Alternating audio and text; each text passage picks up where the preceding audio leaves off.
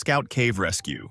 On December 27, 2003, a group of 8 boys and 2 counselors set out for Boy Scout Cave in Florida. Among them were 15-year-old Michael Shiro and 16-year-old Javik Henderson, both eager for adventure. The cave was known for its narrow crawlways and sharp turns, but it was considered safe due to its stable structure. Their counselors were unable to navigate the tight passages due to their size, which is why they decided to stay outside, leaving the boys to explore. The cave's air was cool, and the light from 9 flashlights flickered through the dark passages. The group crawled deeper into the cave, undeterred by the oppressive silence that surrounded them. After about an hour, they reached a particularly difficult section known as the hairpin curve. The narrow passage twisted at a sharp angle, barely wide enough for one person to crawl through. Michael, determined to lead, pressed forward, followed by Henderson. But as Henderson tried to maneuver around the sharp bend, he became stuck, unable to move forward or back. Panic set in as his breathing quickened, realizing he was trapped. Michael crawled back to help, but as he wedged himself into the narrow space, the walls of the cave scraped against their skin, making it harder to move. The group, waiting in the wider section of the cave, grew anxious. For over an hour, the two struggled. Henderson's body twisted painfully in the tight passage, and sharp edges of the rock dug into his ribs and hips. Each attempt to move only seemed to make things worse. As time passed, the situation grew dire. Then, disaster struck. Michael, exhausted and cold, collapsed. Henderson was left in the dark, unable to help his friend. His cries for help echoed in the cave, but the other boys, too afraid to approach, could only panic and watch helplessly. Outside, the counselors were still unaware of the crisis unfolding inside. It wasn't until the boys made their way back to the entrance, frantic and out of breath, that they finally explained what had happened. The counselors immediately extinguished the fire they had lit and called 911. Rescue teams arrived quickly, equipped with tools and experience. Inside the cave, the air was thick with fear. The boys, pale and trembling, huddled together, unable to comprehend the gravity of their situation. The rescuers, understanding the risks of hypothermia and oxygen depletion, moved swiftly to reach Michael and Henderson. When the rescue team reached the hairpin curve, the sight was grim. Henderson was still conscious, but his movements were sluggish and his skin clammy. Michael, however, lay slumped just ahead, unresponsive and cold to the touch. The rescuers worked methodically, chiseling away at the limestone first to widen the narrow passage. Each strike echoed through the cave, adding to the tension. It took over an hour to free Henderson.